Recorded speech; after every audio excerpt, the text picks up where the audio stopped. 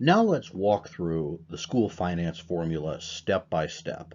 See how the system responds to these differences in school districts and see how the system works overall. To begin with, every district receives a uniform base amount per pupil. In 2020, $4,426 for each full-time equivalent student. That amounted to about $2.1 billion. Next, each district is allowed to count additional weighted students, which are also multiplied by the base budget amount. These aren't actual additional students. These weighted students represent additional costs, and they're multiplied by the amount per pupil to provide additional resources for higher costs of students or programs. The largest additional weighting program is at-risk weighting. These are dollars that have to be used to provide services to help students who are having difficulty in school. Every district receives additional funding based on the number of free lunch students they enroll, and those districts with a high percentage receive an extra amount on top of that, for a total of about $420 million. Next, districts receive enrollment weighting. Districts with more than 1,622 students get a small additional amount of enrollment weighting, but it's the same no matter what your size is. Districts with less than 1,622 students get an additional amount of funding. They get to count more weighted pupils as their size decreases. Together, enrollment weighting amounts to about $240 million. Districts also receive transportation weighting. The amount they received is converted to a per pupil weighting, but it's really based on a formula that looks at the additional costs to transport students who live more than 2.5 miles from school. Now, many districts, for safety or other reasons, bus students who live less than 2.5 miles, but they don't receive any state funding through this weighting for those students. That's about $107 million. Districts may receive certain other weightings. For example, those districts that have students who are not proficient in English receive additional funding to teach English through the bilingual weighting to such students. Certain courses in career tech education that require additional equipment and teaching costs qualify for career tech ed weighting or vocational weighting. And finally, districts attending virtual school programs are counted separately and provide about $32 million added on top of other dollars districts receive if they enroll such students. The cost of base state aid and all of these weightings that we've mentioned are fully funded by the state, a total cost of about $3 billion. The state provides funding by using the 20 mil levy that everyone pays across the state, a uniform levy for school districts, and then whatever else is not raised by that levy comes from state appropriation, so fully funded by the state. Next, certain districts may qualify for a few weightings that are funded entirely locally. The ancillary weighting, which is for districts with high increases in enrollment and a high cost of living weighting, are funded locally but are considered a weighting for the purpose of determining the school district, general fund. In addition, the state provides special education aid, which is extra dollars based on the number of special education teachers and paraprofessionals the district has, and transportation costs. Special education aid is about $486 million. All these added together come to a little over $3.5 billion last year. Once the general fund and special education are determined for a district, the district then applies a local option budget. Under state law, it must be at least 15% of the general fund plus special education, and the maximum is 33%. In that range, it's decided by local school boards. Last year, that provided about $1.1 billion.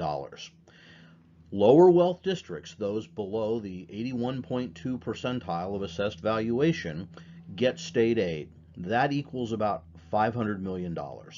Whatever the district does not receive in state aid, it has to raise by local property tax.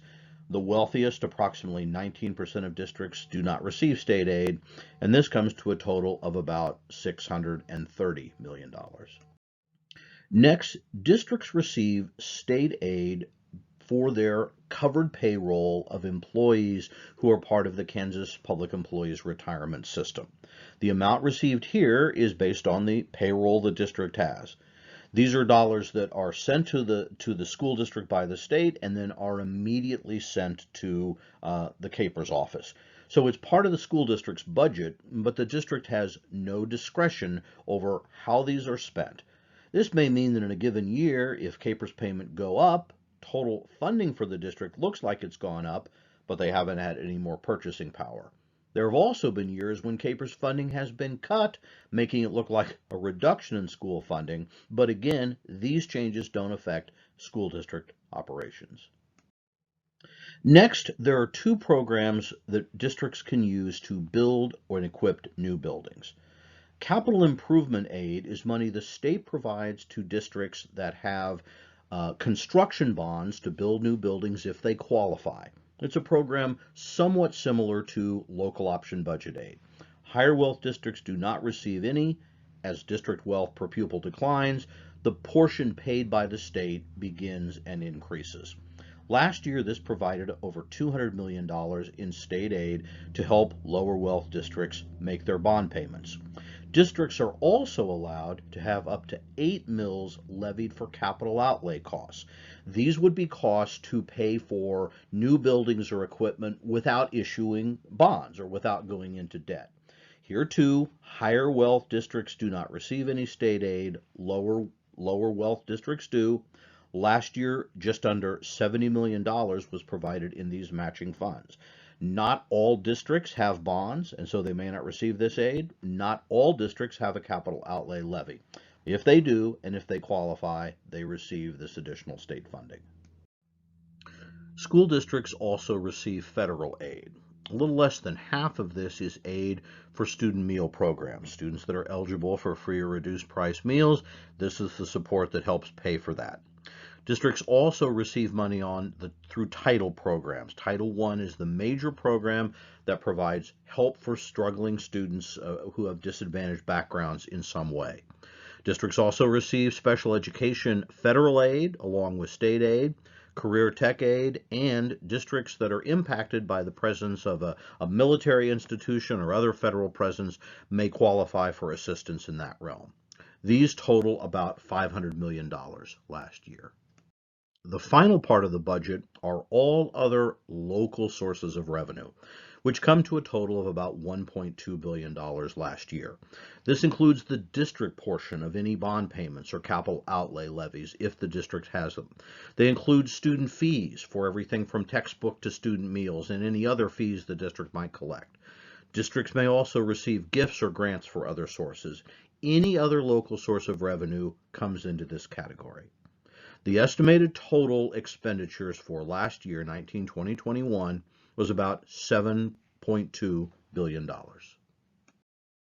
We've walked through the major programs within the school finance system. Let's conclude by talking about who sets those levels, which really determines how much districts can spend. The general fund is set by the state through the base budget per pupil, which is determined by the state, and weighting amounts determined by the state, multiplied by enrollment. The local option budget's minimum and maximum is set by the state. There's a range that districts can select, but it has to be at least 15% and no more than 33% of the general fund in special education. And special education state aid is determined entirely by state appropriations. The same is true of CAPERS funding. The state determines an amount every year based on various criteria of how much contribute to CAPERS. Capital improvement bonds are capped as a total by the state, and any local district can only issue bonds if approved by local voters. The capital outlay levy is also capped by the state at 8 mills, and it's subject to voter protest petition, meaning every few years the levy has to be renewed, and if a percentage of voters protest that proposal from the district, an election has to be held. Federal aid, of course, is set by Congress. Really only student fees are set entirely by local boards, and they cannot be used for general purposes. Any fees set by local districts are only to be used for specific purposes, such as meals, textbook, activities, and the like. This concludes our presentation on Kansas Public Education, Facts, Progress, and Challenges. For more information, you can contact me, Mark Tallman, at mtallman@kasb.org, or visit the KASB website, www.kasb.org.